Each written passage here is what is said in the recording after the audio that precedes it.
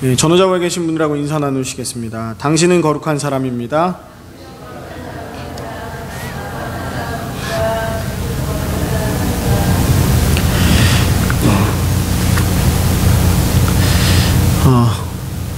이틀 전이 아마 금요일 날이 8.15 광복절이었던 걸로 기억합니다. 저도 한국 땅을 떠나온 지 겨우 3년째밖에 안 됐는데 까먹더라고요. 까먹어요. 광복절인 걸 까먹고 있었습니다. 대한민국에게는, 또 대한민국 국민들에게는 굉장히 중요하고 기억해야 될 날입니다. 이 날이 되면 사실 옛날의 아픔들도 사실은 기억하게 되죠. 광복을 했다는 얘기는, 빛을 회복했다, 이 얘기는 사실은 그 전에는 어두움 가운데 있었다라는 이야기입니다. 사실 우리나라하고 대한민국하고 일본하고는 굉장히 관계가 좋아질래야 좋아질 수 없는 많은 역사적 사건들이 얽혀져 있습니다. 친하게 지낼래야 친하게 지낼 수가 없어요. 국가적으로. 이제 개인적으로는 사실 좋은 사람들도 있고 서로 맞는 사람들도 있는데, 이 국가적 차원에서 굉장히 어렵습니다. 근데 이 대한민국이 이 일본하고만 지금 문제가 있는 게 아니라 사실은 분단이 60년 되면서 북한하고도 굉장히 많은 문제 가운데 있습니다. 서로 맨날 미사일 쏘든지 대포를 쏘든지 혹은 무력 시위를 하든지 이런 충돌 가운데 계속 놓여져 있습니다. 그러니까 나중에는 점점 더 멀어지고 점점 더 서로를 바라보는데, 어떻게 바라보게 되냐면, 너와 나는 함께 할 수 없고 너와 나는 같이 살 수 없는, 둘 중에 하나는 멸망해야 되는 그런 심정들까지도 가게 되는 것 같아요.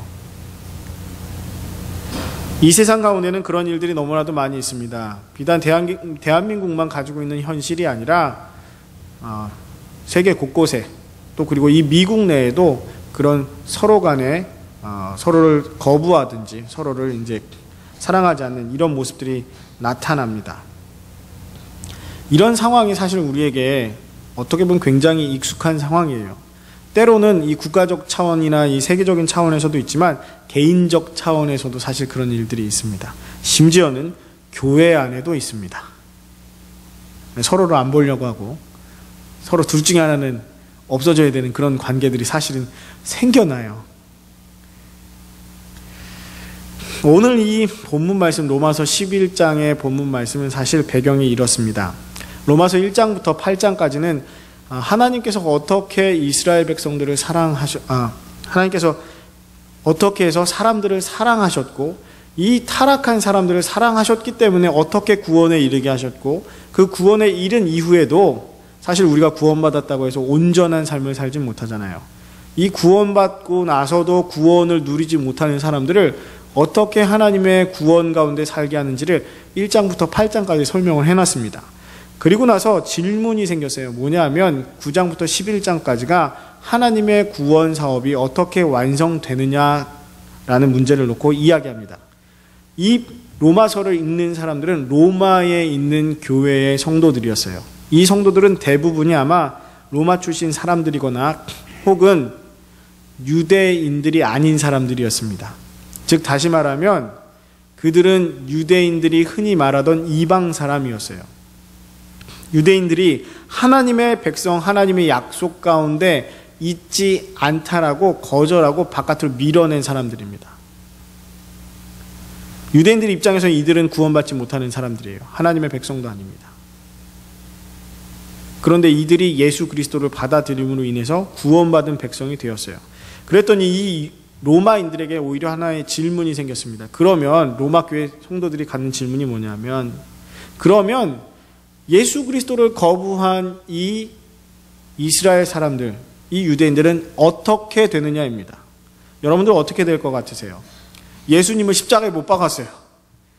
예수님이 이 땅에 오셔가지고 유대 사람으로서, 이스라엘 민족의 한 사람으로서 그 땅을 살아가셨고 사역을 하셨고, 병자도 고쳐주시고 복음도 선포해 주시고 귀신도 내쫓아 주시고 5,000명 넘는 장정만 5,000명의 사람들을 먹여도 주시고 사랑해 주시고 가르쳐 주시고 이렇게 하셨는데, 이 예수님을 십자가에 못 박았습니다.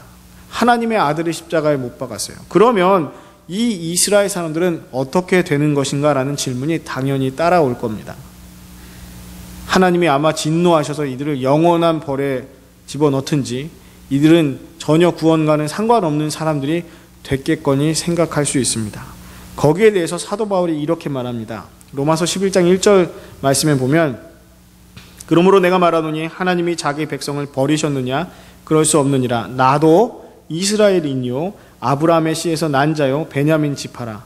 하나님이 그 미리 하신 자기 백성을 버리지 아니하셨나니 너희가 성경이 엘리야를 가리켜 말한 것을 알지 못하느냐? 그가 이스라엘을 하나님께 고발하되.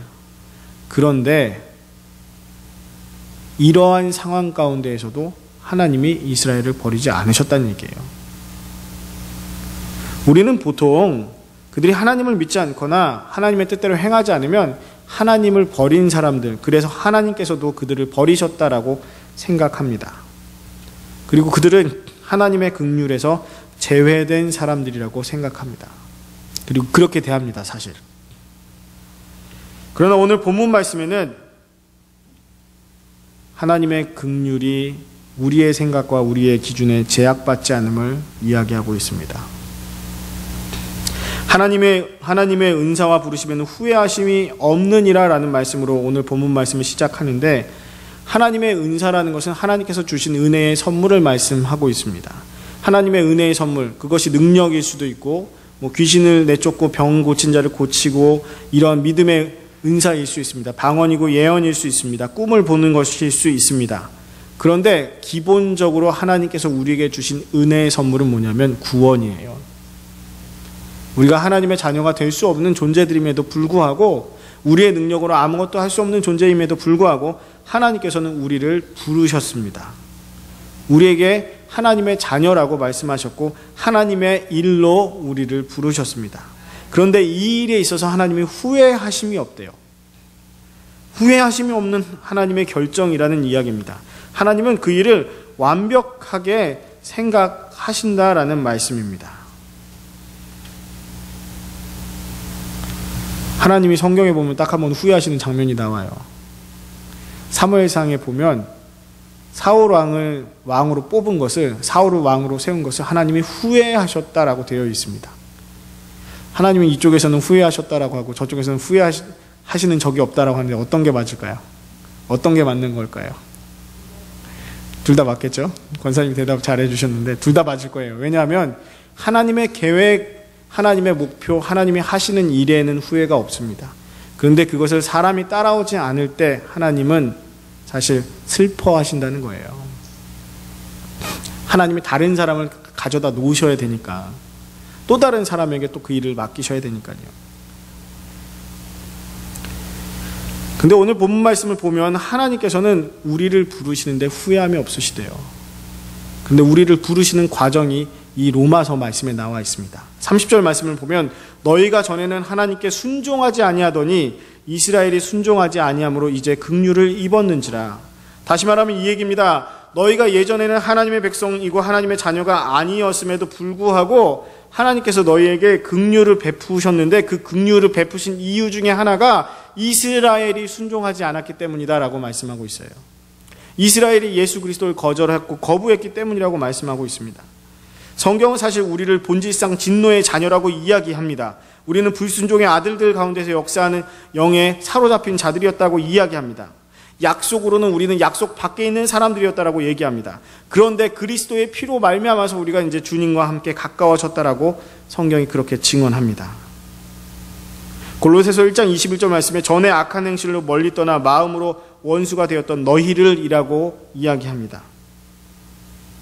그리고 디도서 3장 3절 말씀에는 우리도 전에는 어리석은 자요 순종하지 아니한 자요 속은 자요 여러 가지 정욕과 행락의 종노릇한 자요 악독과 투기를 일삼은 자요 가증스러운 자요 피차 미워한 자였으나, 성경은 우리의 정체성 자체를 하나님으로부터 떨어져 있었던, 하나님과 원수되었던 자라고 이야기합니다. 그런데 그랬던 우리가 하나님의 긍휼을 입을 수 있었던 것은 단 한 가지래요. 이유가 이스라엘이 거절했기 때문에. 하나님의 원래 약속의 백성이 그 약속을 따라서 살지 않고 그 약속으로 오신 예수 그리스도를 거절했기 때문에 그 기회가, 그 긍휼의 기회가 우리에게 왔다라는 겁니다. 여기까지만 하면 우리는 상대방을 무시하거나 혹은 폄하할 수 있습니다. 저 하나님의 약속도 버린 사람들, 하나님의 아들 예수 그리스도를 거절한 자들, 하나님의 구원과 사랑을 거절한 자들이라고 그렇게 이야기할 수 있습니다.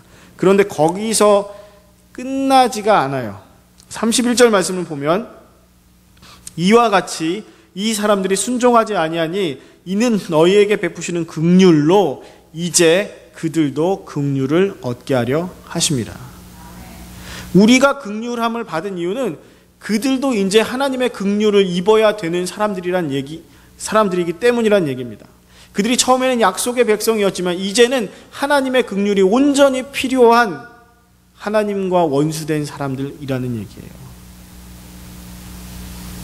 긍휼이 필요한 자들, 그게 하나님의 입장입니다. 긍휼이라는 단어를 생각하면 예수님의 산상수훈에서 예수님의 그 팔복의 말씀이 떠오릅니다. 마태복음 5장 7절 말씀을 보면 긍휼히 여기는 자는 복이 있나니 그들이 긍휼히 여김을 받을 것이며 라고 되어 있습니다. 하나님의 백성이라면, 하나님의 자녀라면, 천국 생활을 하는 사람들이라면 긍휼히 여기는 것이 마땅하다는 거예요. 그리고 이 말씀이 단순히 예수님만 말씀하신 말씀이 아닙니다. 구약 성서의 내용을 보면 출애굽기부터 시작해서 긍휼에 관한 이야기가 나옵니다. 고아와 과부와 객과 나그네에게 긍휼을 베풀라고 이야기합니다.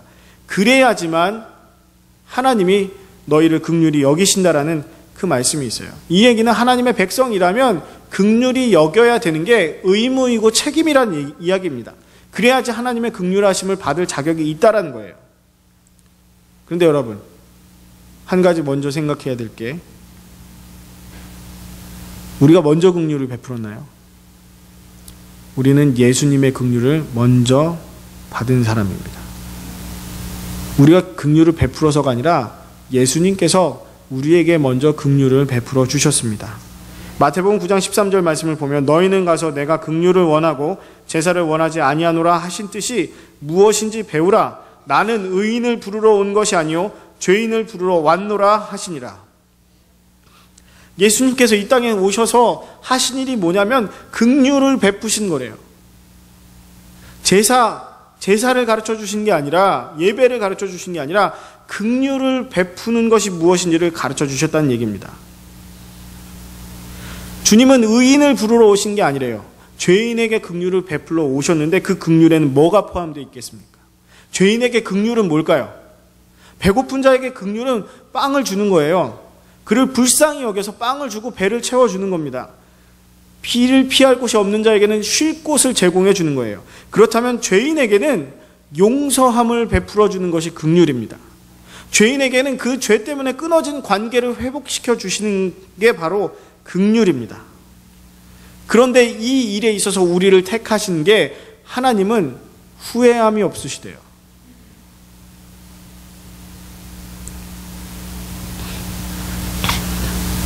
사랑하는 여러분, 하나님께서 우리에게 이 긍휼함을 베풀 수 있는 은사를 주신 거예요. 그리고 이 긍휼함을 베풀도록 부르신 겁니다. 근데 여러분, 주님께서 우리를 부르시면 주님께서 우리에게 긍휼을 베푸셨으면 우리는 모든 게 사실은 다 잘되고 평안하기를 바랍니다. 쉬운 말로 얘기해서 행복하기를 바라요. 하나님이 나를 부르셨으니까, 내가 하나님의 자녀가 됐으니까 이제 고생 끝 행복 시작, 이렇게 되기를 원합니다. 사실 그렇잖아요. 행복이라는 게 뭘까요? 자식들이 잘 크는 거 아닐까요?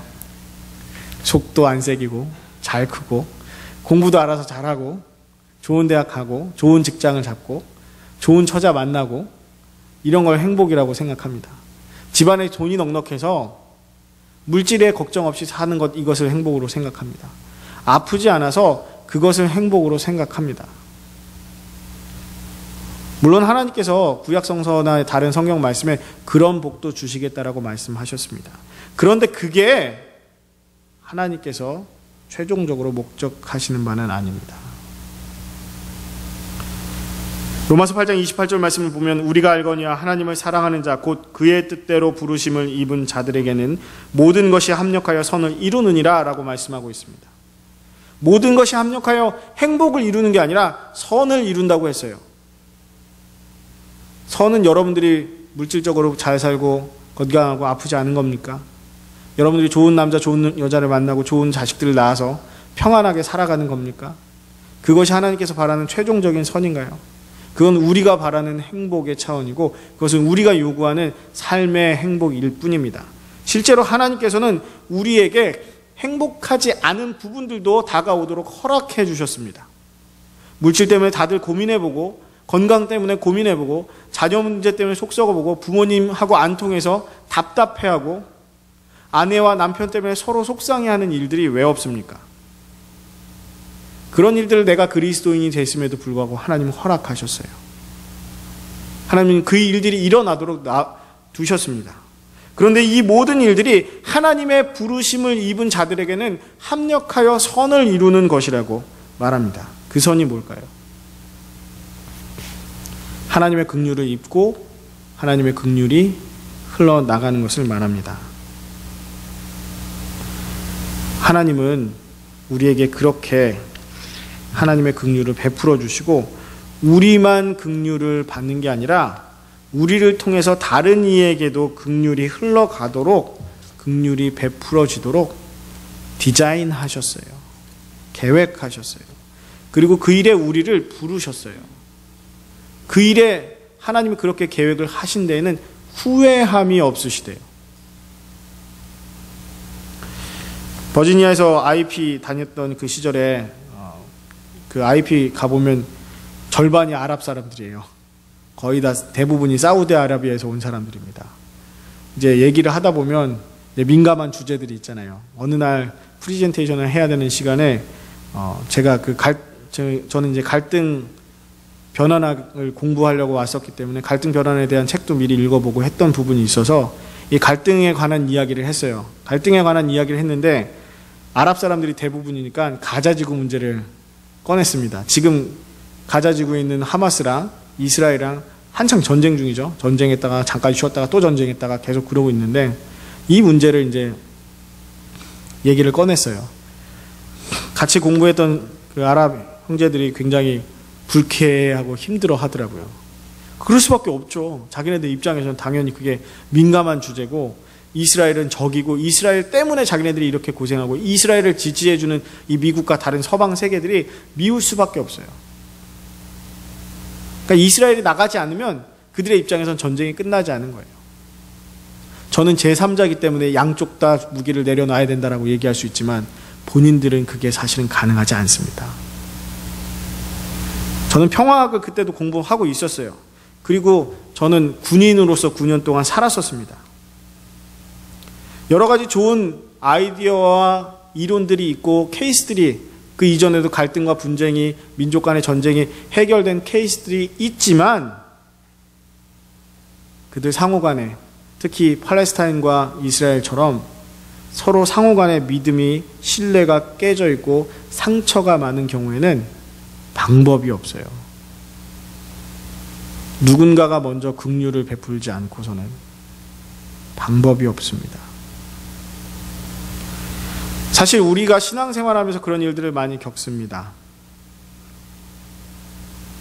뭐 교단끼리도 사실 그렇고요. 또 그리고 타 종교하고도 그렇습니다. 굉장히 민감한 부분들 가지고 싸우면서 서로를 공격합니다. 그렇다고 제가 종교다원주의자나 혹은 뭐 아무거나 다 포괄해도 된다라는 그런 포괄주의자는 아니에요. 진리의 기반은 분명히 있겠죠. 그런데 우리가 정말 어떤 진리의 기반 위에 서 있는지는 다시금 확인해야 됩니다. 사랑하는 여러분, 요셉이 형들을 만났을 때 형들은 어땠습니까? 처음에는 요셉인지 모르고 있다가 요셉이 그 자기들 앞에 서 있는 그 애굽의 국무총리가 자신들의 생명줄을 쥐고 있는 그 국무총리가 바로 자신들이 십수년 전에 팔았던 요셉이라고 알았을 때 그들의 마음은 어땠을까요? 또 그리고 그들을 바라봤던 요셉은 어떤 심정이었을까요? 요셉의 마음에 상처가 하나도 없었을까요? 요셉이 그들을 그렇게 쉽게 용서해 줬을까요? 요셉의 마음에는 수많은 트라우마가 아마 있었을 겁니다. 그의 마음속에 왜 속 깊은 상처가 없었겠습니까? 그런데 그것이 어떻게 해소가 되었고 어떻게 그가 그것을 바꿨을까요? 그 형들에게 이렇게 얘기했죠. 당신들이 나를 팔았지만 하나님께서 이 일을 선하게 바꾸셨고 하나님께서 나를 이곳에 보내셨습니다. 당신들과 당신들의 자녀들과 또 그리고 내 아버지인 야곱을 위해서 하나님께서 당신들의 손을 통해서 나를 이곳에 보내셨습니다. 어떻게 해서 요셉이 그럴 수 있었을까요? 요셉이 본 게 하나님의 뜻이었던 거예요. 요셉은 처음에는 자기에게 주신 꿈만을 가지고 살았죠. 언젠가는 내가 다른 사람들 위해서 형제 자매들조차도 부모님조차도 나에게 그렇게 존경의 표시를 할 수 있는 그런 사람이 될 거야. 하나님이 내게 주신 꿈이 그거야. 그러니까 오늘 하루를 잘 살자. 이렇게 생각했을 수도 있어요.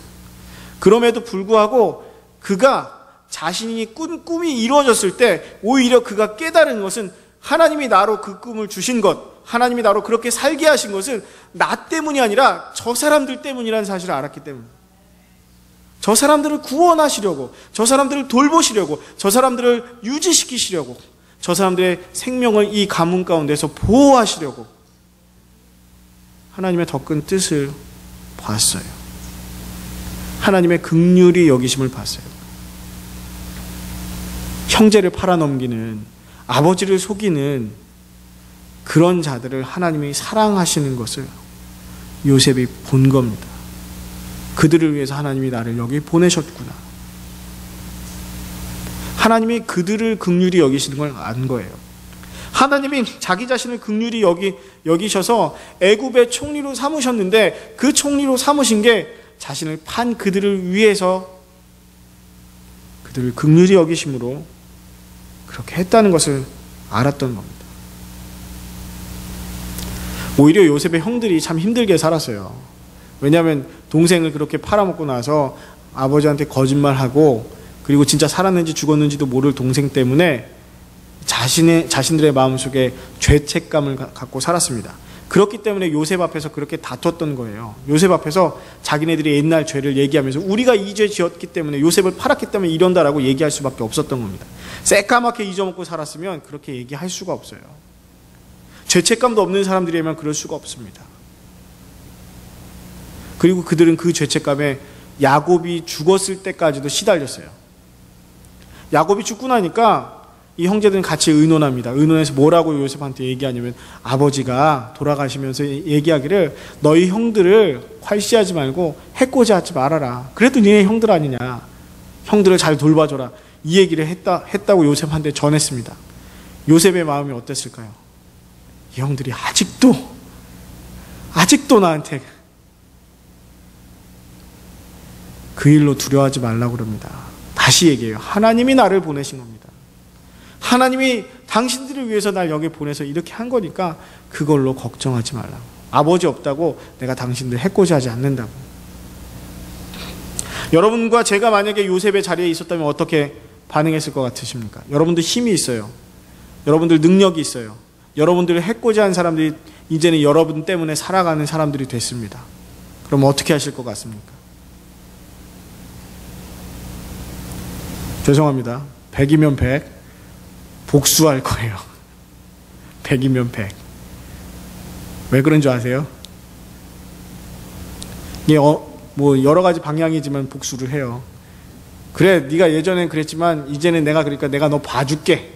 이런 교만한 마음으로 대하든지 아니면 그래 이제 한번 고생해봐라 라고 가지고 있는 힘 갖다가 못 살게 굴 수도 있습니다. 근데 사람인 본성이 그래요. 그러나 하나님의 뜻을 알고 하나님의 긍휼하심을 알았을 때에 내가 긍휼함을 받았고 그 긍휼이 저 사람 때문이라는 사실, 그리고 저 사람 때문에 내가 그 긍휼을 받았다는 사실을 알았을 때 그때 가서야 이 복수하고 싶은 마음이 내려놔지는 거예요. 그러니까 내가 내려놓고 싶다고 내려놔지는 게 아니에요. 내가 깨달음을 얻었다고 내려놔지는 게 아니에요. 내가 긍휼함을 입었을 때에 내려놓게 되는 것입니다. 우리가 함께 교회 공동체로 모여서 살아가다 보면 각각의 일들이 있습니다. 여러 가지 사건들이 발생합니다. 싸울 일도 있고 다툴 일도 있습니다. 상처받고 상처 주고 비방과 비난이 서로에게 오고 갑니다. 안 그러고 싶은데 교회에서도 그래요, 사실은. 그것을 어떤 사람은 세련되게 하고 어떤 사람은 되게 거칠게 하고 이것 차이밖에 없어요. 사실은 똑같아요. 그런데 그럴 때 무엇을 기억해야 될까요? 하나님이 나를 구원하시고 나에게 긍휼을 주신 이유가 저 사람 때문이라는 사실을 기억해야 돼요. 그리고 내가 저 사람 때문에 긍휼함을 입었다는 사실을 기억해야 합니다. 당신은 바로 하나님의 긍휼이 필요한 사람입니다. 그리고 여러분은 하나님의 긍휼함을 받은 사람들이에요. 그리고 하나님의 긍휼함을 함께 받는 사람들과 함께 살아가는 겁니다. 그게 바로 교회고 그게 바로 여러분들의 가정이고 그게 바로 여러분들의 직장 생활이고 여러분들의 학교 생활입니다. 하나님의 긍휼이 나에게만 국한되는 것이 아닙니다. 아까 전에 마태복음 5장 7절 말씀으로 돌아가 보면 이래요. 긍휼히 여기는 자는 긍휼히 여김을 받을 것이다 라고 그것을 복으로 말씀해 주셨는데, 긍휼히 여겨야지만 긍휼히 여김을 받는다, 내가 긍휼히 여겼으니까 긍휼히 여김을 받는 기브 앤드 테이크만을 말하는 게 아닙니다. 문자 그대로 얘기하면 기브 앤드 테이크 같아요. 내가 줬으니까 받는다라는 것 같아요. 그런데 예수 그리스도께서 우리에게 먼저, 하나님께서 우리에게 먼저 긍휼하심을 베풀었다는 사실을 기억해 보면 어떻습니까? 여러분, 긍휼함을 받아본 사람이 긍휼을 흘려보낼 수 있는 겁니다. 바꿔 얘기하면 사랑받아본 사람이 사랑할 줄 알아요. 어떻게 사랑하는지, 사랑을 받아봐야지 사랑을 알죠. 배웠어야지 줄 줄 아는 거예요. 어린 애기들이 울고 먹고 떼쓰는 거 외에는 나머지 표현들은 다 배우는 거예요. 울고 먹고 떼쓰는 가운데에서 엄마가 어떻게 사랑해 주는지, 아빠가 어떻게 훈육하고 양육하는지 배우는 겁니다. 하나님이 이 로마 성도들을, 로마 교회의 성도들을 부르시고 그들을 교회로 묶어주시고 그들에게 구원의 은혜를, 긍휼을 베풀어 주신 이유는 하나님을 포기한, 예수 그리스도를 포기했던, 그리고 자기 자신들의 길을 가고 있는 이 이스라엘 백성들을 구원하시고 그들에게 긍휼의 은혜를 함께 주시기 위해서였습니다. 그러니까 다른 사람을 비방하거나 비난하거나 할 시간이 없어요. 그럴 이유도 없어요. 왜냐하면 내가 이 자리에 있고 내가 긍휼함을 받고 내가 은혜를 받은 이유는 그들 때문이에요. 안 믿는 형제 자매들을 위해서이고 안 믿는 다른 이들을 위해서이고 하나님 없이 살아가는 이 세상을 위해서입니다.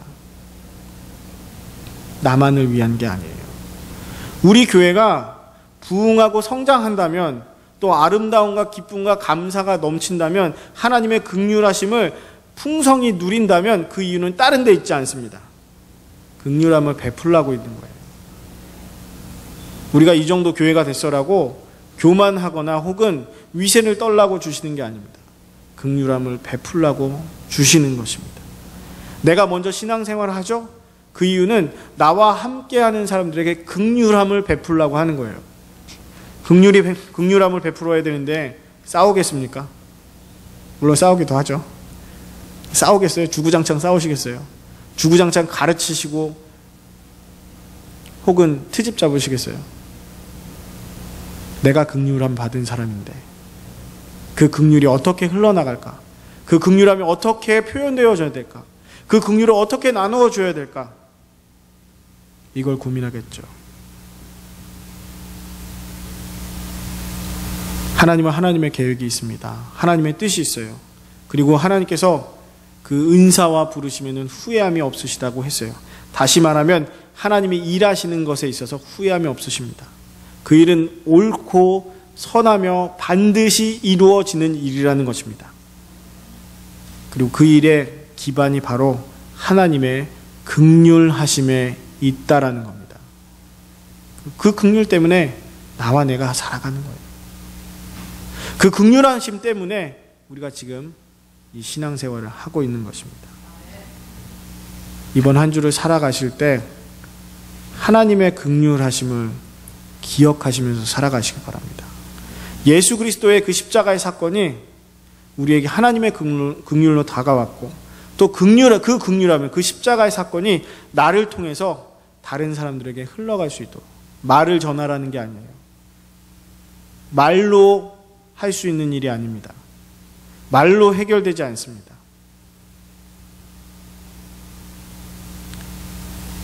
사랑과 행함으로 전달되는 겁니다. 기도하겠습니다. 하나님, 하나님의 긍휼하심 감사드립니다. 그리고 그 긍휼하심에 따라서 우리도 긍휼한 삶을 살기 원합니다. 사랑하게 하시고, 또 그리고 섬기게 하시고, 또 그리고 주님의 뜻을 쫓게 하여 주시옵소서. 감사드리며 예수 그리스도의 이름으로 기도드립니다. 아멘.